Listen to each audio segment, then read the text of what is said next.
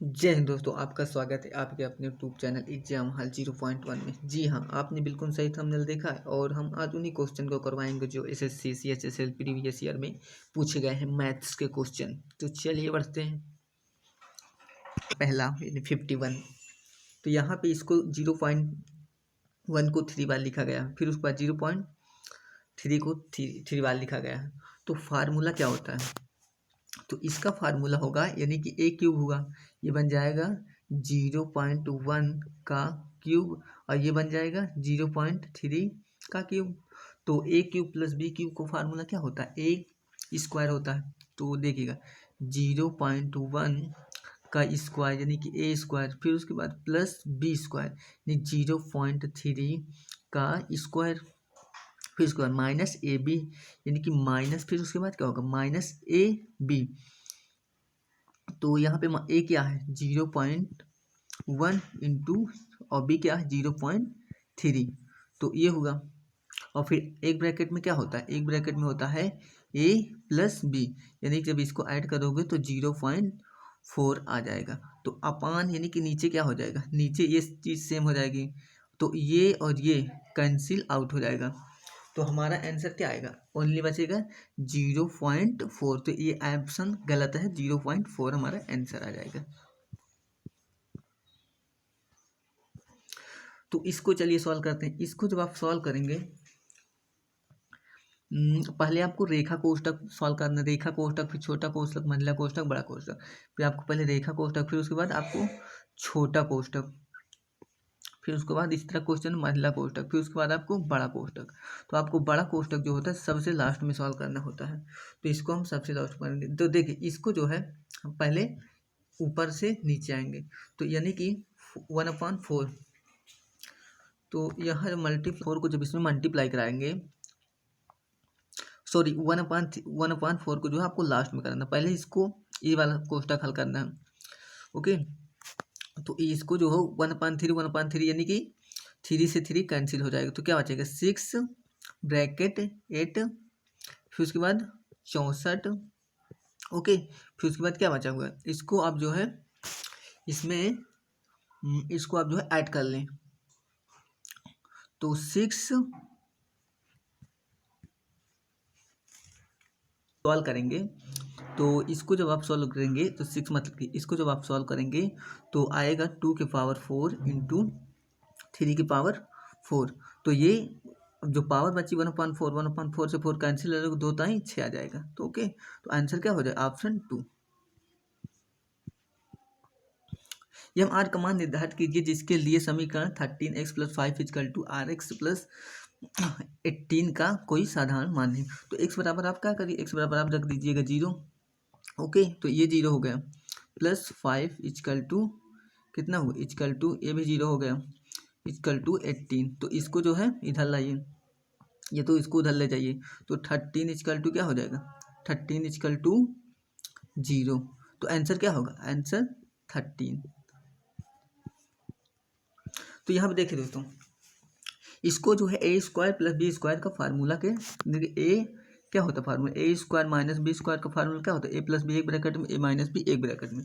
तो यहाँ पे जो है a मान लिया गया है यानी कि 5, तो a² यानी कि 5 का स्क्वायर, ओके, माइनस b² यानी कि 2 का क्यूब, फिर उसके बाद स्क्वायर। तो इसको आप गुणा कर लिए, 5×5 = 25, 25 पचम का कितना होगा?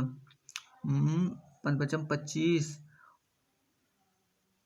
625 हो जाएगा। ओके, कैसे? यानी कि 5×5 = 25, इसका जब आप स्क्वायर निकालेंगे तो 5×5 = 25, और फिर इसके बाद एक जो है बढ़ा करके गुणा करा दीजिए, तो 6 का 25 का स्क्वायर निकल आएगा। ओके, फिर उसके बाद 8 8 8 8 64। ओके, तो इसको आप जो है सब्ट्रैक्ट कर दीजिएगा, आया 1, यहाँ पे आया 1। ओके, फिर उसके बाद 6, तो 61 किस में? लास्ट में, ऑप्शन 3 में, तो आंसर 3।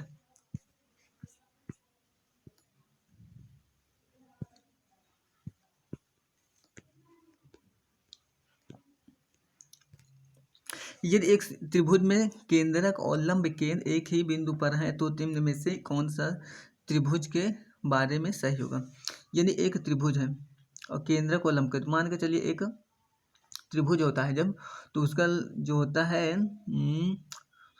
त्रिभुज है केंद्रक, मान के चलिए एक समरूप ये त्रिभुज है, ओके। तो ये केंद्रक ओ हो गया, ओके। तो यहाँ से यहाँ से यहाँ से जो होता है ये केंद्रक होता है, तो ये समरूप त्रिभुज कहलाता है। निम्न में से कौन सा त्रिभुज के बारे में सही होगा, तो ये समरूप होगा, ओके। अगर समबाहु त्रिभुज एबीसी में भुजा AB और 12 सेंटीमीटर तो बराबर OA की लंबाई की गणना ज्ञात कीजिए, ओ त्रिभुज का केंद्रक है। तो मान के लिए समबाहु त्रिभुज, तो समबाहु त्रिभुज ये हुआ, ओके। तो यहाँ पे ओ होगा, ओ क्या हुआ, केंद्रक हो गया। बोलता है यहाँ पे यानी कि ए, मान के चलिए ए बी हो गया, ये सी हो गया, ओके। तो यहाँ पे कहता है 12 सेंटीमीटर भुजा है, ये भी 12 होगी, ये भी 12 होगी, ये भी 12 हो जाएगी, तीनों भुजा 12 होगी, क्योंकि समरूप में क्या होते हैं 12 जो भुजाएं होती है सब बराबर होती हैं। तो यहाँ पे देखिए एक यहाँ पे ऐसे लंब गाँठ डाल दीजिए, ठीक। तो ये भुजा और ये भुजा कितने हो जाएगी, हाफ हो जाएगी, ये फिर 6 हो जाएगी, ओके। ये 6 हो जाएगी। तो ए ओ, तो देखिएगा कर्ण का स्क्वायर बराबर क्या होता है, यानी कि 12 बराम का है, 12 बराम 144 इजकल टू, फिर उसके बाद आधार का स्क्वायर, छाछंग 36, ये 6 है ना, तो छाछंग 36, ओके। फिर उसके बाद ए ओ का स्क्वायर, ओके, ए ओ का स्क्वायर हो जाएगा। तो इसको जो है आप घटा देंगे, तो ए ओ का स्क्वायर इजकल टू 108 आ जाएगा, ओके। तो इसको आप जब सॉल्व करेंगे स्क्वायर हटाकर, तो आएगा 6√3। तो आप जो है तो क्या कहता है, तो त्रिभुज की केंद्रक है, तो अगर समबाहु त्रिभुज ABC में भुजा AB 12 सेंटीमीटर तो बराबर, तो ए की लंबाई ज्ञात कीजिए, OA की लंबाई ज्ञात कीजिए, ओके। तो OA की लंबाई ज्ञात करना, ए इसकी क्या हो जाएगी, हाफ हो जाएगी, तो OA इसका हाफ कर देंगे तो कितना हो जाएगा, 2 ताई 6, तो 3√3 answer 2। A equal to 400 B equal to 600, A equal to 400 B equal to 600, तो ए बी से कितना प्रतिशत कम है या ज़्यादा है, कुछ भी पूछे, से का के ये सब क्या रहता है, नीचे रहेगा, किससे, बी से, यानी कि बी वाला पार्ट नीचे रहेगा 600, ओके। अब इन दोनों का अंतर कितना आएगा, इन दोनों का अंतर जो आएगा 200 होगा। तो यहाँ पे भी तो 100 का कितना होगा, ये 2 से 2 कैंसिल, ओके।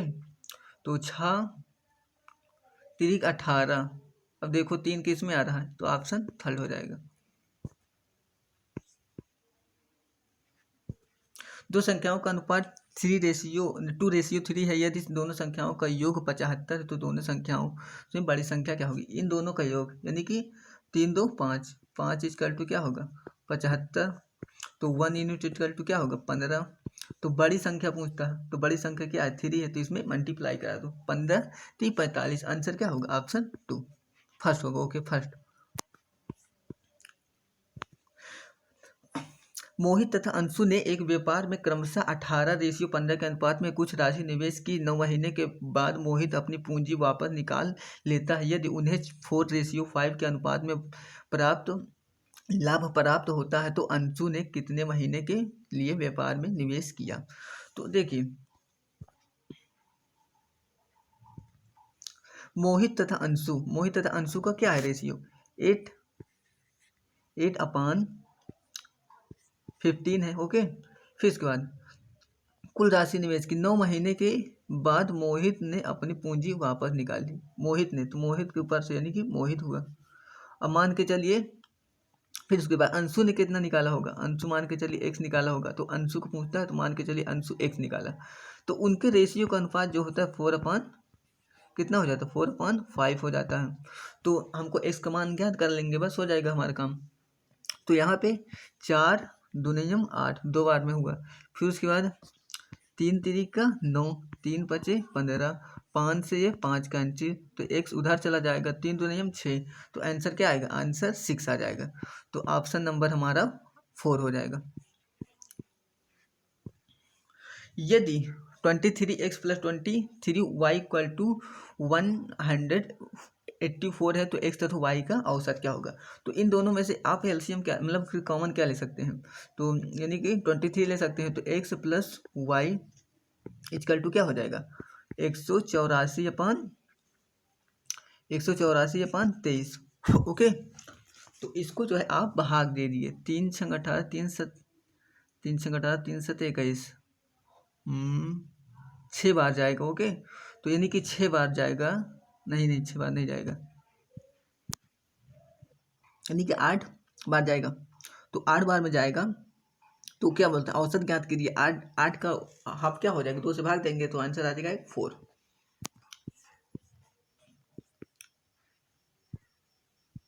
एक घड़ी को विक्रय मूल्य 966 रुपये है तथा लाभ प्रतिशत 15% है, तो विक्रय मूल्य 798 रुपये हो जाता है, तो हानि क्या होगी।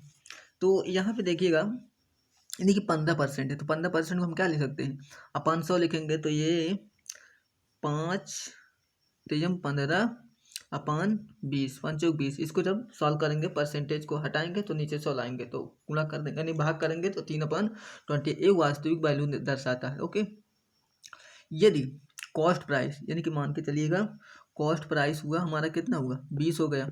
ओके, 20 हो गया कॉस्ट प्राइस। सेलिंग प्राइस कितना हो जाएगा, इसमें जो है जोड़ देंगे 3, तो सेलिंग प्राइस हो जाता है, तो यहाँ पे 23 हो जाएगा। ओके, और यहाँ पे बोलता है विक्रय मूल्य, विक्रय मूल्य जो है 900, विक्रय मूल्य जो है 966 रुपये है, तो इसके इक्वल टू 966 आप लिख देना। तो 1 यूनिट इक्वल टू आपका निकल कर आएगा,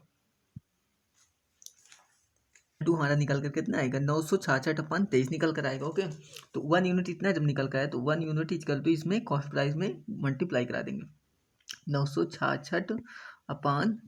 तो इसको आप जब सॉल्व करेंगे तो 840 आ जाएगा। ओके, तो हमारा क्या हुआ, हमारा कॉस्ट प्राइस जो हुआ 840 हो गया। Cost price 840। तो अब सेलिंग प्राइस, तो सेलिंग प्राइस यानी विक्रय मूल्य अब कितना हुआ, सेलिंग प्राइस तो अब हमारा 798 होगा। तो क्या बोलते हैं, हानि प्रतिशत क्या होगा, तो हानि प्रतिशत कितने पे, यानी कि 840 पे, तो 840 ये हुआ आपका। ओके, 840, तो यहाँ पे जो है 60 से बचा 2,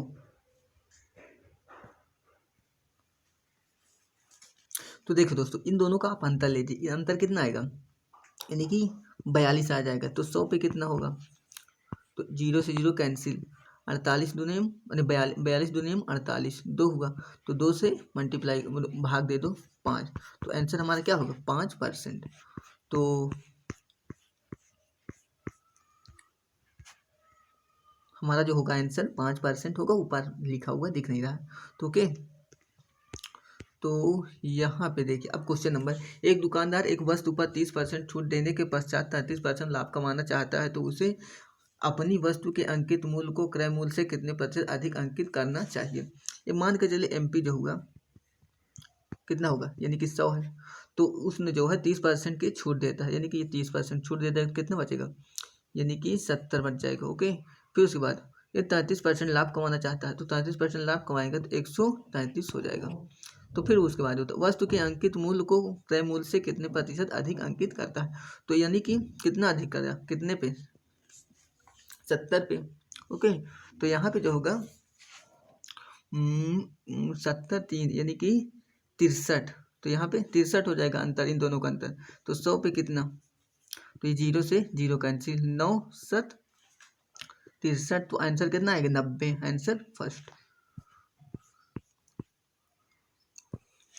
इसका देखिए अंडर रूट दिया गया ना। ओके, तो ये जो है 23 का क्या होता है, 23 का वर्ग, 23 का वर्ग जो होता है 529 होता है, 23 हो गया। फिर उसके बाद प्लस जो होगा ये 200 यानी कि 56 16 का हो जाएगा। ओके, फिर उसके बाद ये होगा 289 जो होगा ये 17 का हो जाएगा। तो इन सबको आप इसको सबको तीनों को ऐड कर लेंगे तो आ जाएगा। फिर उसके बाद 529 आ जाएगा। तो 529 किसका होता है, 23 का वर्ग होता है। ऑप्शन 2।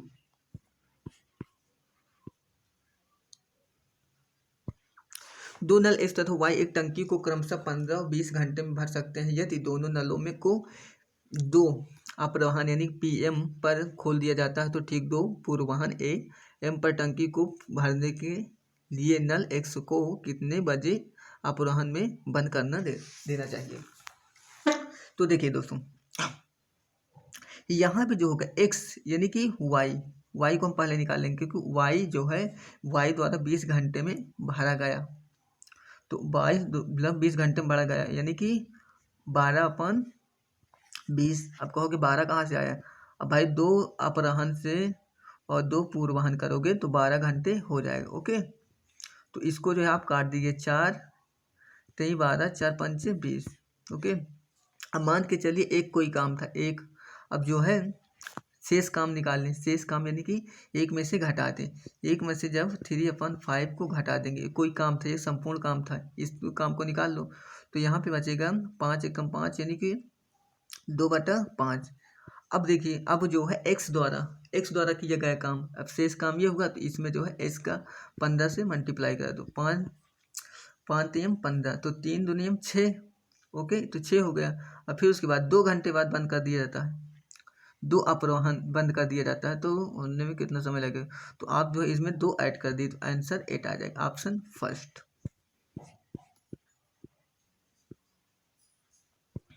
यदि राम 3 किलोमीटर प्रति घंटे की गति से चलता है तो वह अपने विद्यालय 6 मिनट देरी से पहुंचता है, परंतु यदि वह 4 किलोमीटर प्रति घंटा की गति से चलता है तो वह निर्धारित समय से 4 मिनट पहले पहुंचता है, तो उसके घर से उसके विद्यालय की दूरी क्या होगी?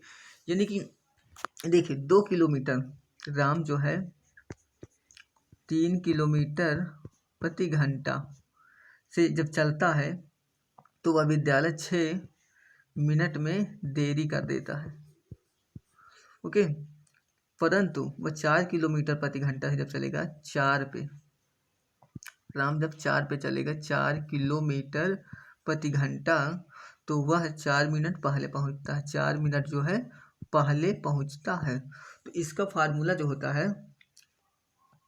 डिस्टेंस निकालेंगे। ओके, तो S1 इंटू S2, ओके, फिर उसके बाद into T1 plus T2, okay, अपान S1 डिफरेंट S2। आपको इस फार्मूले में रख देना है। ओके,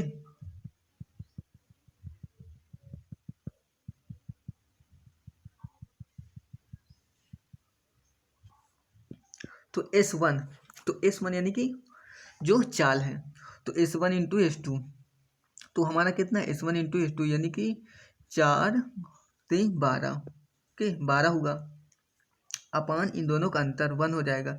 फिर उसके बाद यहाँ पे देखिएगा, फिर दोनों का योग, समय का योग। अब समय जो है कितना हो जाएगा? 10 हो जाएगा ना, 6 4 10, ठीक। ओके, अब जो है देखो, इनको यूनिट को जो है किलोमीटर प्रति घंटा में दिया है, ये मिनट में दिया है, तो इसको जो है घंटे में बदलेंगे तो 60 से भाग दे देंगे, तो ये 0 से 0 कैंसिल, 6 दूनी 12, तो आंसर हमारा क्या आ जाएगा? 2, ऑप्शन 2। इसमें जो एक बार ग्राफ का अच्छा है, x के 7 वर्गों के विद्यालय 100 अंकों की गणित की परीक्षा में प्राप्त किए गए औसत अंक दर्शाता है। इस आरेख का अध्ययन कीजिए और निम्न प्रश्नों का उत्तर दें। गणित औसत की अंक की संख्या दर्शाता है। ठीक, तो यहाँ पे देखिए दोस्तों, किस वर्ग ने दूसरे सर्वाधिक अंक प्राप्त किए? किस वर्ग ने दूसरा सर्वाधिक अंक प्राप्त किए? तो सर्वाधिक अंक पहला कौन सा प्राप्त किया? पहला जो है ई प्राप्त किया, फिर उसके बाद कौन किया? फिर उसके बाद ये सी किया, तो ऑप्शन हमारा क्या होगा? Option third.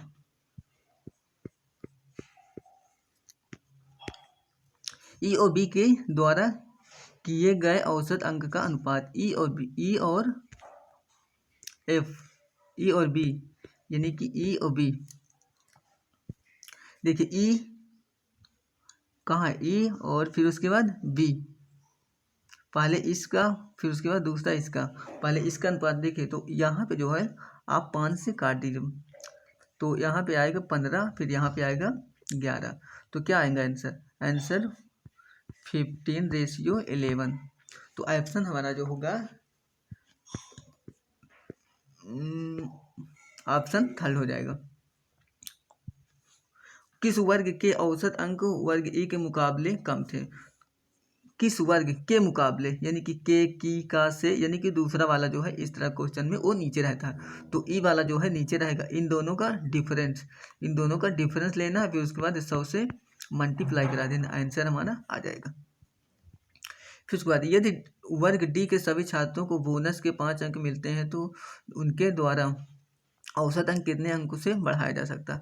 तो देखिए डी के, यानी कि डी को नीचे लिखना है, उसके बाद 5 लिखना है, फिर उसके बाद 100 से मल्टीप्लाई करा देना, आंसर जो आएगा आ जाएगा। ऑप्शन शायद 4 आएगा, 20 आएगा।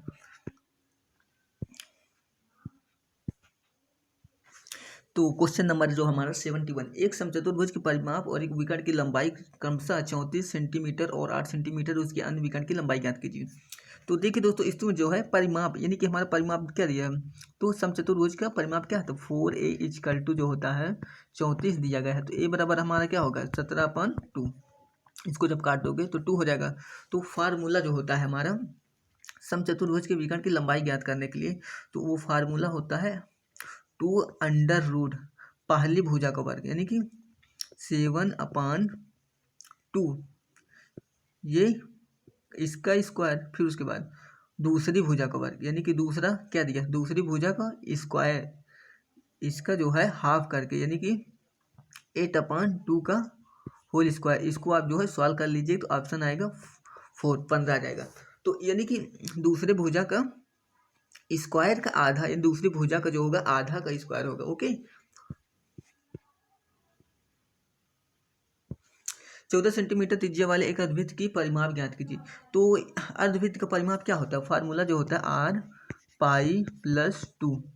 ओके, तो r होगा 22/7, इसको जब आप सॉल्व करेंगे तो 36/2 आ जाएगा, तो हमारा 36/7 आ जाएगा। ओके, तो r हमारा क्या दिया है, r जो है ये 14 दिया है, तो यानी कि 7 से काट देंगे, 7 दूनी 14, 2 आ जाएगा। ओके, तो 36 दूनी कितना हो जाएगा, 36 दूनी 72, तो यानी कि 72 होगा। तो ऑप्शन जो है गलत है, इसमें का ऑप्शन सब गलत हो, आंसर हमारा 72 होगा।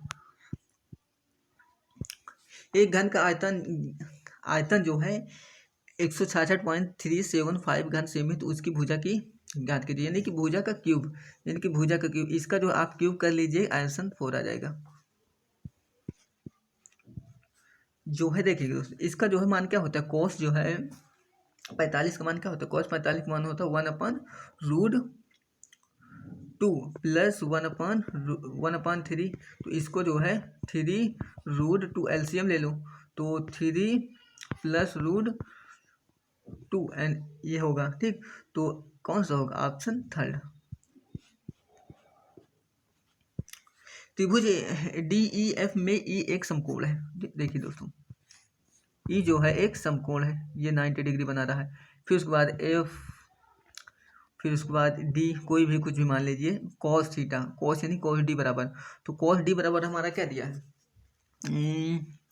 cos डी लंबा cos थीटा आधार बटा कर्ण, तो cos थीटा बराबर क्या होता है, आधार बटा, यानी कि आधार ये हुआ और कर्ण 17 हो जाएगा, तो ये ऑलरेडी जो होगा ये 15 हो जाएगी, ये ट्रिपलेट होता है। ओके, तो यहाँ पे सेक को आप क्या लिख सकते हैं, 1/cos लिख सकते हैं, cos f। ओके, इसको जब 1/cos x लिख सकते हैं, तो cos f sin थीटा बराबर को cos थीटा बराबर आधार बटा कर्ण, तो cos थीटा बराबर आधार बटा कर्ण, तो आधार बटा कर्ण यानी 1/15 आधार बटा कर्ण यानी कि 17, तो इसको आप जो पलट दीजिएगा तो आएगा 17/15, तो आंसर हमारा क्या होगा, ऑप्शन 17/15 थर्ड होगा। तो आई होप ये वीडियो आपको अच्छा लगे, लाइक सब्सक्राइब जरूर करिएगा। जय हिंद, जय भारत, मिलते हैं अगले नेक्स्ट वीडियो में इसी बेसिक के साथ।